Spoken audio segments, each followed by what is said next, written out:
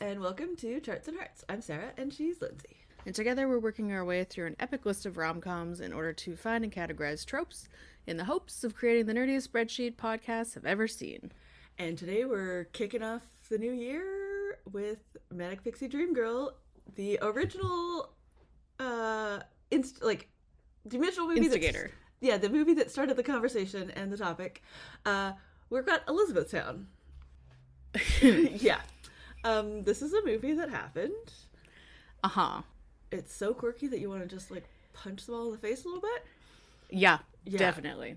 I know you know this, Uh-huh. but I don't know if I've talked about it on the pod, but my sister and I were low-key obsessed, the appropriate amount. We didn't have websites, but we went to websites. Right. Obsessed about Lord of the Rings. And Orlando Bloom. And, well, yes, and then therefore Orlando Bloom, because I was that girl. Yes. When I was, whatever that was, 23. Now I've come of age and realized that Aragorn is the right choice. Also, anyway. Of all the men in that, I think Aragorn and Frodo? Frodo? Yeah. Yeah. And Sam, obviously. And Sam's Sam, obviously. The biggest wife Sam's. guy. Uh-huh. Anyway.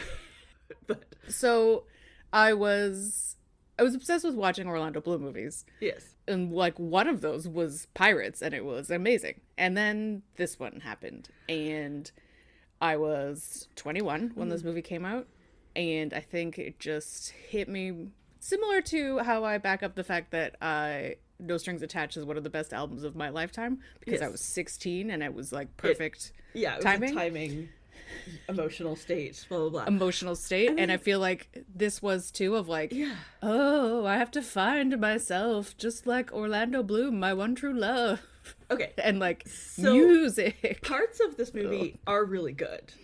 Yes. Individual moments. I can totally see, when absolutely. he's, with his crazy Southern family, or, having, real feelings in the car. Yeah, when he breaks down in the car, that's intense. Yeah. And it's really good. It's really, and also the soundtrack of this movie is good. It's, very broad range-wise, but there's a ton of really good songs on the soundtrack, obviously. Mm-hmm.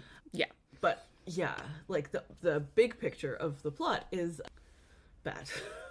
Yeah. Okay, so this is where the origin of the conversation and the term Manic Pixie Dream Girl comes in. It's definitely not the very first movie to feature a Manic Pixie Dream Girl, but this is the one that kicked off the conversation. And Lindsay has gone on a very deep dive, a medium dive on this topic. Medium dive. So I was interested, and I'll put all these links in the show notes because it was really hard to find the original article. It was strange, but I did find it eventually.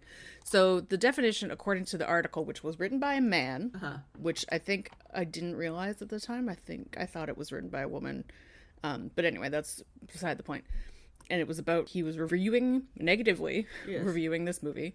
He said, the Manic Pixie Dream Girl is a character who exists solely in the fevered imaginations of sensitive writer-directors to teach broodingly soulful young men to embrace life and its infinite mysteries and adventures. Yeah. And he's reviewing this, and immediately after he makes this definition, he does point out that Garden State is also a perfect example. So they kind of existed both at the same time. This movie is, but it was it's not happier, but it's a brighter, perkier version of Garden State. Yeah. Yeah. And then another quote I grabbed from it is, he's being saved from depression and ennui by a fantasy woman who sweeps in like a glittery breeze to save you from yourself and then disappears once her work is done. Yeah. And I feel like sweeps in like a glittery breeze is the perfect sentence to describe Kristen Dunst in this movie. Mm-hmm. It's... Yeah. Yeah. We'll get more into her in a bit. So part of my deep dive was the guy who wrote the article did write another article 10 years later saying, I'm sorry I ever came up with this term, because it really snowballed into a lot of things. There was this whole thing that made this go really bad of Zooey Deschanel, of course, 500 Days of Summer, which we're going to talk about later this month. People were calling her in real life a Manic Pixie Dream Girl, which is incredibly mean and misogynistic and horrible. Yeah. And so she and lots of other people, including John Green, because a lot of his books, and again, I've only read them once. Yeah. But when it was pointed out to me, I was like, but I would have to read them again. I'm not going to. Yeah, I would disagree with most, especially in like Turtles All the Way Down. God, no, I think they were It's mostly Looking for Alaska and Paper Towns, which I would say be a Paper little Towns, more fair, but still, I think it's a misapplication of the term, and we can have be like they are quirky characters, but they actually are characters. Yeah, which is again where we get into this thing of all of the critiques about how it's patriarchal and sexist and female characters should be better. People are getting mad at using the term to define characters, but they're not. They're walking around the problem to talk about this term instead of creating better female characters. Not that I'm disparaging Zooey Deschanel or John Green, of course, in that aspect, but that's kind of where it went. Of like people were like, people got now this term exists. Let's put women in this other bottle, as opposed to all the other places we put them in. It became another box to put women into. Instead of, and then people are like, oh, I hate that you put her in that box, or I hate that box exists. And I'm just like, but what if we don't? And then I think I'm not a expert on this subject, but I think, in my personal opinion, the most blatant misrepresentation of the misunderstanding of this term, not as opposed to like, aside from the calling Zooey Deschanel an actual human being, this term is then when someone tried to turn it around and make a Manic Pixie Dream Boy, which one of the examples I didn't write down was the dude in Fault in Our Stars, which I was like, what? But the other one is Ben Wyatt, and I was like, Parks. Have you ever watched Parks and Recs? Are you just going with they're quirky? Because that would be almost every single person on television. That is really where it came to, was like any quirky character who is like romantically there and is not the immediate main character is their main character. Manic Pixie. Mm-hmm. Except for Zooey Deschanel in New Girl. Yes. She was, again, she's the main character, and they were calling her that, and like, you can't call the main character of a show that. She's just a quirky girl. Like there's so much more to it than quirky, and like but so it became a way to shut down having like female characters who had personalities in projects or in fiction. So that was kind of I guess I also wanted to like sort of call out that it is like almost the inverse of fridging, or not the inverse, but like it comes from that same, the writing of characters that are truly Manic Pixie Dream Girls or fridging are truly fridged, get fridged, like comes from the same misogyny. They're holding hands with each other. Yeah And the hands are misogyny. Yeah And the inability to write good female characters. Yes, obviously there's lots of other ways that female characters can be poorly written. Yes, but obviously. See, like the quirky black friend, the sassy black friend. Many other conversations we've had in the past. Okay. Yeah, so... Anything else on Manic Pixies? Yeah. Well, I just want to talk about Kirsten Dunst a little bit, just okay. because it's interesting to watch. Like, I know as soon as I was introduced to the term and someone gave me this example, I was like, oh my gosh, yes. But I haven't watched it since, and it was astounding. Yeah. Like, without the knowledge that this is where this was defined, I was like, you could not find a better application example aside from Garden State. I think this trope. one's even more extreme, because like when we first meet her, she's a flight attendant who has nothing to do because the flight's empty, and then she spends the whole time like mothering him, essentially, like treating him like a child who needs navigation instructions, and then she like doesn't go to Hawaii. Like, you're not even clear if she was actually planning to go to Hawaii. She may or may not actually have a boyfriend, but we never meet him. Yeah. And she invests a huge amount of like her time into making him this like complex map thing of how to like get home, but also how to fix his brain. And like mixtapes and everything. And it's like, so she just completely has absolutely no part of her life that is hers. No. Absolutely not. Yeah. None of it. She drives to see him, I think, 3 times. Yeah. She's at they meet up at one point after they're up on the phone all night, which that Yeah. scene, like that scene is actually quite charming. The montage of them on the phone. Yes. I enjoyed that scene. But then so they meet up, and then she's there at his hotel like the next day. Yep. Yeah, she basically stalks him. Yeah, I think she's there like 3 or 4 times. Yeah. And then because she's at the memorial. Yeah, and then she like saves everybody from the fire at the memorial because she's a flight attendant. Mm-hmm. And then she like meets up with him, but like is also equally willing to just stand around in a farmer's market hoping that he joins her. He will show up. Yeah. Like even on that day, like he could have followed her map or he could have not. Like, exactly. Or like, you know, traffic, road diversions. Mm-hmm. Yeah. Yeah. Anyway. So yeah, it's really, it was intense to watch her do that. And it was intense to watch her do that also in this movie that is not good. And just like, yeah, it was a lot watching this movie again. Yeah. At a certain point, I think it was when he was on the road trip and like I was actually finally almost enjoying parts of it, that I was like, this movie would have been better if it wasn't a romance. And he like maybe met some like various quirky characters, and then maybe like he found like an album from when his dad had done a similar road trip or something, like some other way to get him on this sort of road trip journey. And like then he, you know, because guess what, if you're suicidal and somebody says just don't be suicidal because I love you, that doesn't actually work. Like you need to he like probably go to therapy, but regardless you need to like get over that yourself in your brain and actually believe it. Yeah. So like I think having him get there with like some support and like finding community and like, you know, meeting more of his family or who knows what, but like learning about his dad, like this movie could have been a really good movie if there was no Kristen Dunst, which I hate to say because I love her so much, but yeah. Yeah, this movie doesn't know what it wants to be because, and also that's probably why it's over 2 hours long. Oh my God. And it's just like there are so many parts of like, why is that scene about the kid video in there? Yeah, There's so much, and like Susan Sarandon's stand-up act is weird and really long, and then she also tap dances, and then they play the entire song of Freebird, which is not a short song. No, but it is probably that is the other part of the movie that I really like. Is I really like that part too. The chaos of one it. One of the best uses of that song in a movie ever. Yeah. Yeah. And then this is the next thing in our notes, the shoe thing. Oh my God. So this entire point of this movie and why he is suicidal is that he spent 8 years designing a running shoe, which also already seems weird. And I will say I know nothing about the design of running shoes. Yeah. And then somehow it went so horribly wrong after they were all shipped out, because they come back and they say recalled, except some of them are still for sale, which also doesn't make sense. Yeah. So something was so wrong with them.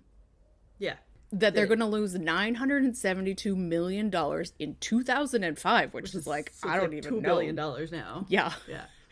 And I just don't understand. And then it's like 45 minutes of him and like fucking Alec Baldwin just pontificating about how important he is and how amazing he is. And just like, and then he's gone. Like he's not in any of the rest of the movie. And like all he had to do was fire him. Yeah. Just like the fact that, okay, so this, and also he is not like the business person who greenlit this. He's a shoe designer. Like he designed the shoe. He's not the person who like greenlit it to get made and like everything. All he did was design it. So like, sure, if a shoe flopped, you're probably going to like heads will roll, but I wouldn't argue that it's the designer. It's like the person who like pushed for this to go and like didn't do enough market research or whatever. Like it, how did it get 8 years? Yeah, is it recalled because they didn't sell? Nobody wanted them? Because that's not dangerous? What a recall is for. Were they dangerous? Because then the QC person should be fired, or somebody in the manufacturing plant. Like the whole thing just it makes no sense. Being completely one person's fault, even though, and like they said that he had been like an intern or a like design student, and then he like, you know, was so good that he got a chance to design a pair of shoes. Like it's not his fault. He designed a pair of shoes. No. And then business people decided to spend $800 million over 8 years on said shoes. Yeah. Yeah. How is that his fault? Yeah, and it's such a weird thing. It's such a weird choice. And we'll get to it in tropes of like shoe designer being a weird, like a rom-com job. Yeah, also in Oregon? Yeah. And it's just, well, Oregon I read because the head man of Nike, who was also named Phil, lived in California and then moved to Oregon. Okay. It was in the trivia. Gotcha. It's just like, why? Yeah. Why? Yeah. They could have, like, honestly, they could have made him like I don't know, some boring like venture capitalist, stockbroker, somebody, and he still could have lost $1 billion, and he could still be in this state. Like, it's just such a weird choice, and then it is such a long part of the movie that has nothing to do with the rest of the movie. Doesn't matter. Yeah. And then he finally confesses to Kirsten Dunst about it, and it's like this thing that is affecting him so much he wants to kill himself. Yeah. Before his father dies, and as well as after his father dies. He goes through all of this stuff, and he still wants to kill himself. He still plans to come home and, yeah. And Kirsten Dunst is like, oh, so you failed. Oh, you failed. You're fine. You failed. Moving on. And I'm just like, what? That's not what? Yeah. It's absurd. Anyway. Yeah. And, just everything sucks. Yeah. And then, okay, so there is the whole, like, Hallmark plot of this whole thing of, like, you know, big fancy guy with a big fancy job goes to a small town and then learns how to, like, slow down and you know, find what you love and reconnect with your family. But then also, like, he gave away all of his possessions right before he initially tried to kill himself, and then I don't even know if he got fired. Like, it's not like he, like, it never said it was, you know, he got interviewed for this thing and then he dropped his badge and left. Like, I know, yeah, so it was this whole big, long thing, and nobody ever said you're fired. Like, it was just implied, and I'm like, why did they fly him on a helicopter to this place? Like, if he'd gotten fired, he still had his corporate credit card. Yep. Like, they would have taken all of that and canceled the card. Yep. Like, canceling cards in 2005 took longer, but not, like, 2 weeks or anything. Yeah. It wasn't instantaneous, necessarily. Even if it did take a long time, they would have seen that charge and been like, no, you're paying for this. Like, that's not... Yeah. They still would have seen the charge. Yeah. Yeah, or they would have confiscated it. Like... Yeah. Yeah. Yeah. So, it was... The whole thing is just bizarre. Yeah. So, anyway, it ends... Like, it leaves that question of many Hallmark movies of, like, how are you going to support yourself now? Yeah, because it ends with them kissing in the farmer's market. Like, there's no in, like, resolution. In unidentified part of America. Either they're not in Kentucky, somewhere. They're not in Oregon. Yeah. So just like he's past where are you going to live? Yeah. Yeah. Yeah. Like he still has an apartment, and he has an exercise device and a knife. Also, all I could see with that, even before the like tape fails, was like that is not going to kill you quickly. It's going to torture you. Yeah. Painfully. There's so many other ways. Yeah. It was gross. Okay. Let's move on to more fun observations. Okay, so we already touched on why is this movie so long, and there's so much you could cut, and it's better without the romance. It would be a better movie because it was also based on Cameron Crowe going home for his dad's funeral and like, meeting all of these people, which is an interesting thing. Like, absolutely delightful. Yeah. When he's in Kentucky, there is a green mug sighting, which is very exciting for Giles fans. Yes, and buffering fans. Yes. Insert jingle here. Yeah. Yeah, and then there's one other thing. So, again, I'll go back. Super obsessed with this movie. 21 years old, obsessed with Orlando Bloom. Lots of feelings, finding myself, music, all of this stuff. Still, I was 21, but I was still a marine biologist. This still bothered, and it made me sad because I love this movie so much, and then the final line ruined it. And now, it just made me super mad. Yeah. Because it doesn't make any sense. Well, first of all, the fact that there was even these weird montages to begin with. So there's this whole thing, like, and it's not about the corporate ladder. I don't even know what it's about. It's about, like, struggling, I guess. Yeah. And so there's this whole thing of, like, salmon life cycle, salmon swimming upstream. And, like, that part is true. Salmon swim upstream, and then they die. But you know what they don't do before that? They don't have sex. Have sex? No. They so reproduce, he says but something they don't of, have like... sex. The struggle is real, blah-de-blah, voiceover. Yeah, it's so dumb. Salmon swim upstream for one thing. Yeah. Sex, haha, insert joke here, and life. And I'm like, no, neither of those are correct. In fact, it is the opposite. Like, you're trying to end your movie with the suicidal main character on a happy note, and you're leaving it with the wrong information about animals that famously die after reproducing. Yeah. And like, yes, they do reproduce, but it's not through sex. It's like, no, it's there's eggs laid and then fertilized. Like, is there anything spawning. less sexy than broadcast spawning? Well, no. And also like, because they're like partially decomposed by that point too. Yes, I know. It's like, it's so gross. It's you zero, ever smelt a dead salmon? Negative sexy. It's just like, and again, it's 2005. Cameron Crowe, you could have asked me. I would have told you. Like, this information is readily available to anyone who wants to know. Why didn't anybody call him out in the script and be like, this is entirely incorrect? I don't know. It's so dumb. So it always has bothered me, and and it like leaves a bad taste in my mouth after the whole bad taste of this entire 2-hour-long movie. Oh my god. Okay. Anyway. Well, let's move on to happier things like tropes. Oof. Yeah. Okay. Well, it starts off with, and then throughout there's an inconsistent voiceover. And then there's also like her voiceover on his road trip, which I think is that she recorded tracks. I think alongside recorded the mixtapes. tracks. Yeah. Yeah. Which again, it's so much work, and it's 2005. Yeah, and like there's like printed out maps and drawings and detailed instructions, and also like, yeah. As you said, we do have an epic soundtrack. The soundtrack is very very good. Yeah. There's Judy Greer in this movie, and I didn't realize that until I watched it for the podcast. Yeah, it didn't really like click for me that it was like with all of our Judy Greerness. She's great.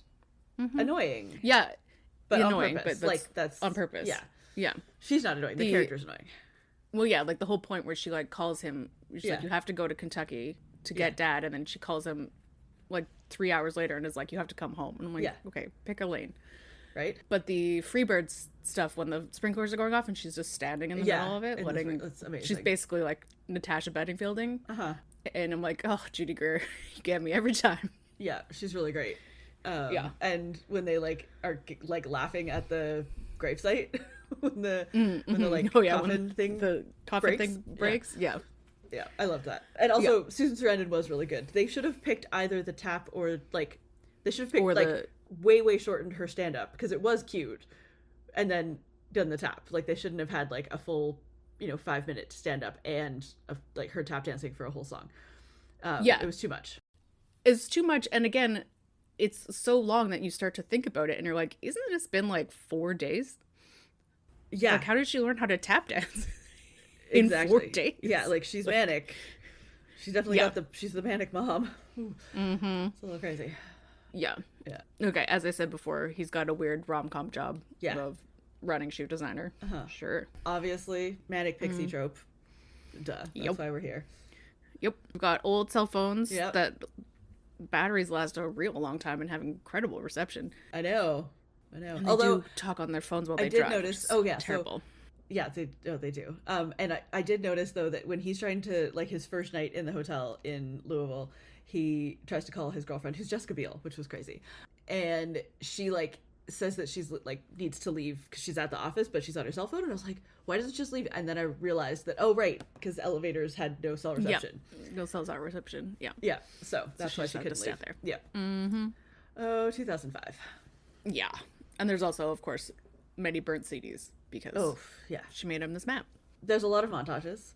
Yeah. The one that's really good, is their like sort of first like all night phone call where phone call one. There's a I'm just gonna include the next one in here because he's watching like some old rom-com on TV, and they're on the phone, and it is like it's really cute. Yeah, I like it. And then like the whole thing with Chuck and Cindy is like, again, why is this in this movie? But it's one of those like insane hotel things that exactly just happens when you stay in a hotel. Yeah, no, I think honestly, like there's lots that I would cut, but I would not cut the Chuck and Cindy. No, I wouldn't. No, I like Chuck and Cindy. They were really great. Yeah. So he does watch Roman Holiday. Oh yeah, right. It's on TV. Yeah. Good times. And then they fall in love quickly, obviously, because it's like he's gone for maybe a week total. Maybe. Yeah. Oh well, when he's being interviewed, the magazine guy says it comes out on Friday. Yeah. And which would assume that it was maybe Monday or maybe Friday. Yeah, it might have been like the Friday before. Yeah. then he's already on the road trip when it comes out. Yeah. So yeah, it's crazy. Yeah. Obviously. Yeah. And then at the end, she, in her insane map, she's like, be in this farmer's market, and then she sets up a scavenger hunt in this farmer's market, which is a whole other thing. Absurd. And she's like, go home, like, continue driving home, or find the girl in the red hat. Yeah. To imply that she's there, and then he runs. Yeah. He runs to He her. just runs like a crazy person all over the farmer's market. Yeah. Yeah. Which also, again, like, this weird scavenger hunt, the whole entire thing is that it's the second largest farmer's market in the world, and I'm like, maybe you should say where you're gonna be, Kirsten Dunst. Yeah. If it's anything like any, like, fairground, which it looks like, it's huge. Anyway. Oh. Not the biggest problem with this movie. It's in Nebraska. Okay. Which now I'm like... Nebraska is. Well, that's the thing is I'm like, maps.google.com, how do you, like, why would you need to go through Nebraska? To get to Oregon from Kentucky? Yeah. I don't know. Oh, I guess so. Okay. So Nebraska is straight north of Kansas. Okay. I thought I would have assumed he would go through, like, Colorado, Utah, Nevada, Oregon. But I guess he's going to go through Nebraska, Wyoming, Idaho, Oregon? I can only do this because I'm staring at a map. I don't actually know the states that well. He's going to go wherever she tells him to go. Exactly. But, like, because he also goes through Oklahoma. And Oklahoma. Oh, okay. Oklahoma's straight south of Kansas. Okay, so he goes... Okay, here. Let's just deal with this. Okay, so Louisville is in Kentucky, which I can't find. Okay, so he goes through Kentucky, and then he goes through Nashville, Memphis, and then Memphis is right on the border with Arkansas. And then he goes from Arkansas to Oklahoma, Oklahoma to Kansas, Kansas to Nebraska. Okay. Yeah. So he hasn't actually gone that far, and it's been a decent couple of days. Yeah, like if he'd wanted to go straight from Kentucky to Nebraska, he would have... There's a way shorter way, because he would have just gone, like, Louisville through St. Louis to Kansas City, and then basically you're in Nebraska. But that's not the point of this road trip, which is fine. But that's a lot of driving for, like, 2 days. Yeah. Okay. Road trip diversion. Sorry. That's fine. It was important. Yes. Okay. Lizzie, does this movie pass the Bechdel test? No. Not even a little bit. I guess, like, maybe technically, but not really, because the mom and sister... But the mom and sister are talking around, and I know we've used this as a past before, but they're talking around to the death of a man. Yeah, that's true.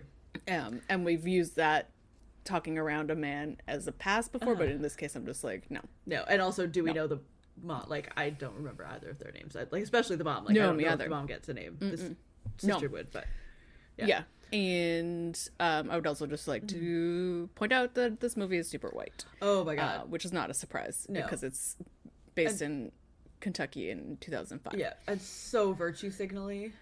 Oh my gosh. The point where he goes to the place where Martin Luther King gets shot, and the look on his face where he like scatters his white dad's ashes, and I'm just like, ugh. This makes me feel disgusting. Yeah, it's so virtue and also signally.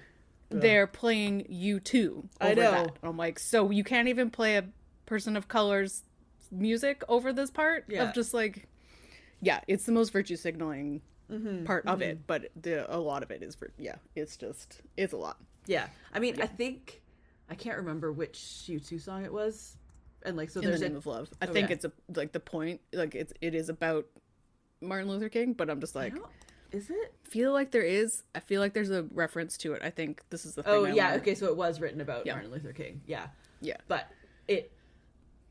Yeah. Like, there's lots of other, actually American Black people wrote songs about Martin Luther King. Yeah. I mean, I do love that song, and I was like, oh, right. No, me too. I forgot that I didn't forget that Martin Luther King existed. I forgot that U2 existed until, like, for the last probably, I don't know, 5 years. Yeah, no, it comes and goes, right? Yeah. Just like... Are they still U2ing? Who knows? Who knows? Okay. Anyway, so, that really kind of pissed me off. Yeah, agreed. Just like a bonus pissed me off. Yeah. All right, let's make a pie. Okay. Let's start with mixtapes, or I guess mixed CDs. Mixed CDs. I love them, but I hate that she did so much labor. The music is so good, him. but yeah, I know. Like 15? Yeah. Yeah. Actually, you know what? This would have been great.